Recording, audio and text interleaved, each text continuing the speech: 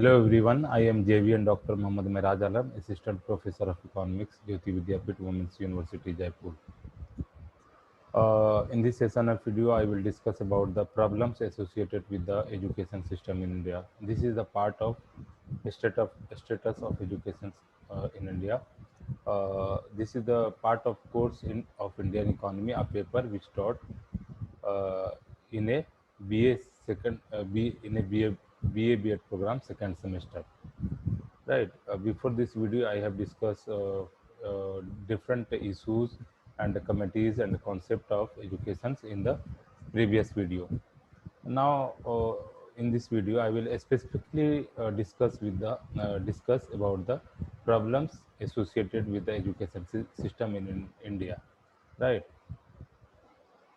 Uh, you know, over HRD ministry, over 1.4 million schools and according to HRD ministry, over 1.4 million schools and 50,000 higher educational institutions are operating in India in right now.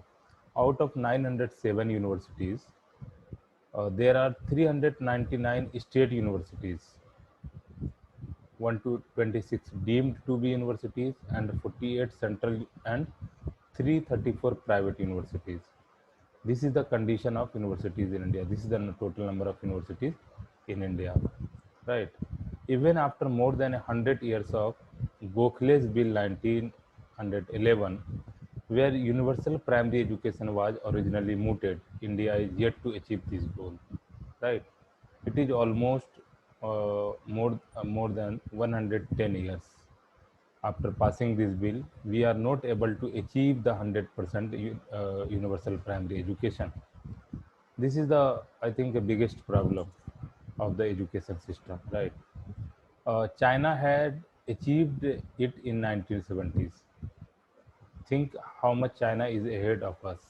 As per census 2011, over 26% of India's population is still illiterate compared to 4% in China. About 50% of India's population has only primary education or less. About 50% only primary education or less, right? Compared to 38% in China. The 13% of population with tertiary education at the upper end in India is comparable with China, right? However, according to Educational Statistics at a Glance 2018, the thrust thrust on providing primary education has yielded the result across social and gender categories is gender categories in gross enrollment rate, right? Progress have been made in respect of female participation up to secondary level, and the gross enrollment ratio for girls has exceeded that boys, right? But the girls enrollment rate is lower than that of boys at the higher education level. This is the reason why policymakers are too much giving emphasis on the gross gender gap, right? A gap is visible across social categories in terms of enrollment rate and higher education level. According to NSSO 71st round 2014, dropout rates are very high for boys at the secondary school level. Reasons for the same are economic activities, lack of interest in education, and financial constraints, right? The transition rate from secondary school to senior secondary and further to higher education is very low. That means there are large number of students who is completing the first or second level of education is going to drop, right? Uh, Despite these highly ambitious education policies and elaborate deliberation on the same, the outcomes are rather shaky. Major criticism and shortcomings of this policy and its implementations are elitist bias in the implementation of educational policies is reflected in the top heavy structure of India's education profile. neglecting basic education and prioritizing higher education. The ratio of per student public expenditure in tertiary level is high relative to the primary level in India. Half of the population is crowded at the bottom, either illiterate or with only primary education. Meanwhile, a disproportionately large segment is at the upper end with tertiary education. Poor quality of education. 2015 Annual Status Education Report ASER reflect this deteriorating quality. The report opinions that deficit in fundamental reading and arithmetic skills are cumulative, which leaves a student grossly handicapped for further education. Right. India had fared poorly in Program for International Student Assessment (PISA) test 2008-9. Educational policies in India are focused on inputs rather than the learning outcomes. No, learning outcome is important. What is going to learn after what a student what is going to learn after completing a certain level of education? It should be focused and it is very important. But in the case of India only focusing on the input parts rather than the output parts. Okay. Issue with the teachers, right? Teacher shortage at the higher uh, level of education and lower level of school level of education, huge and acute shortage of quality teachers. There are local politics involved in the recruitment, and in the schools are also discouraging the quality education. Corruption in teacher appointment, rampant corruption are reported in the teachers appointment in across India, right? This is the official and unofficial corruption both. There are some states where are more than lakhs of teacher are teaching in the school without any valid degree. These level of corruption not only discourage the level of degrade the quality of education, but also discourage those who have a valid and qualified degree. Right? Corruption kills the quality education. Defect in teachers training.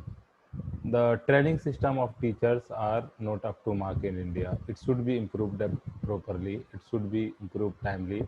Otherwise, India should be ready to face the huge losses in terms of quality of education. Right. Socio-cultural factors like caste division, cynical attitude towards the teaching profession. Right. India is a divided society on the basis of religion and caste, right? Which also discourage the education level in the country, which also have a detrimental effect on the education. Cynical attitudes towards teaching profession is one of the also reason. That's why talent is not going to attract in the teaching profession. The incentive structure of government school teacher is highly skewed, guaranteeing poor performance, right? There are no incentive facilities at the school level for the teachers. They are stuck at a particular salary. There should be a proper salary system. There should be facilities for the teacher so that they can make education uh, healthy, and they can and they can also improve themselves to be a quality teaching and to be a quality education. There is no accountability as there is a guaranteed lifetime job independent of performance, right?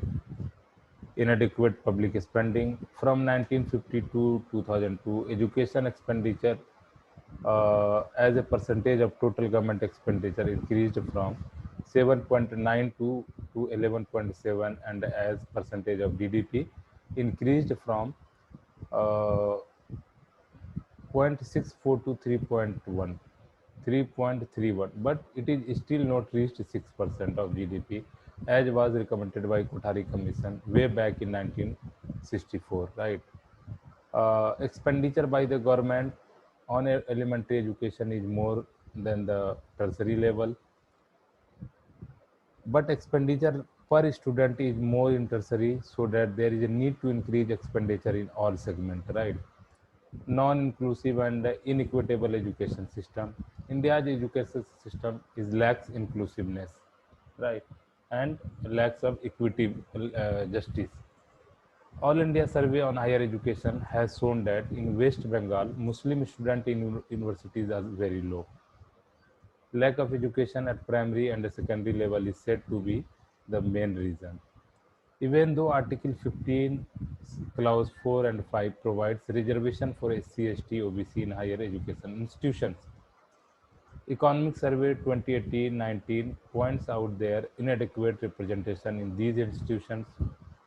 The suicide of Rohit Vemula, a PhD scholar at the University of Hyderabad, in 2016 had brought forward the discrimination still existing in these institutions. Also, the representation of teachers at this level is skewed against the backward class in spite of reservation. Article 16, Clause 4 provides for reservation of backward classes in the job. Right. The rich-poor divide is also visible in all level of education system. At the school level, poor children are primarily concentrated in government schools. The poor quality of government schools thus disproportionately affect these children and the caste at a various cycle of illiteracy. At the higher education level, the situation is more critical. One reason for the introduction of National Medical Commission Bill is to curb the existing ex- exorbitant fee charged by the medical colleges.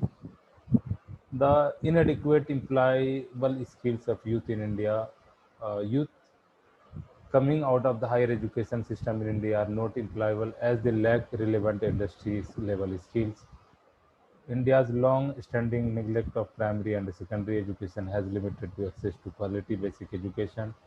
No skills development program can succeed without an underlying foundation of basic education. National Policy on Skill Development and Entrepreneurship 2015 had shown disappointing results. Budget 2019-20 stated that the government enables about 10 million youth to take up industry-relevant skill training through the Pradhan Mantri Kausal Vikas Yojana.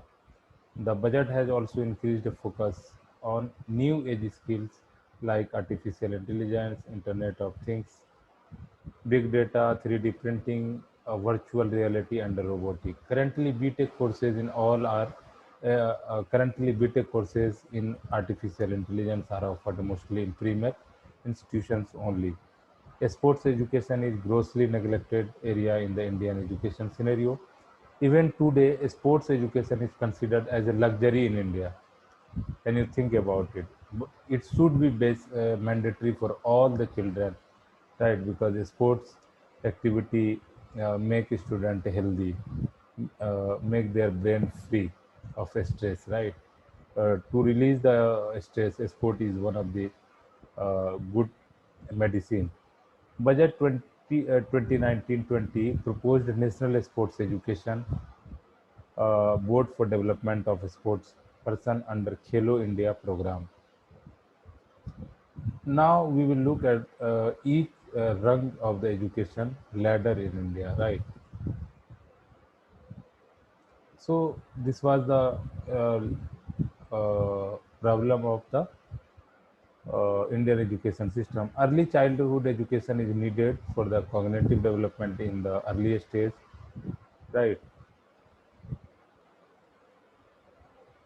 Integrated Child Development Scheme (ICDS) has component for providing CEC through Anganwadi, but lack of effective regulation in this sector, ending the quality of ECE.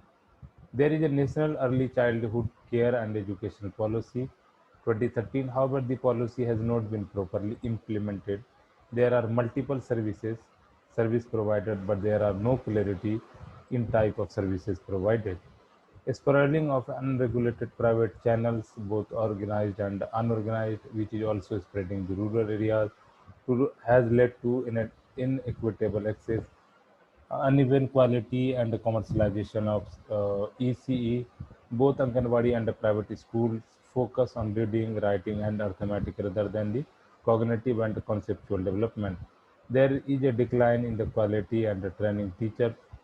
SR Subramanian committee report has brought focus to the quality deterioration in this sector.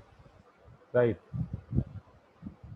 So it was all about the uh, problems in the school education system. I think that this is sufficient uh, in this video. The In the next video, I will discuss the remaining problems of the India's education system.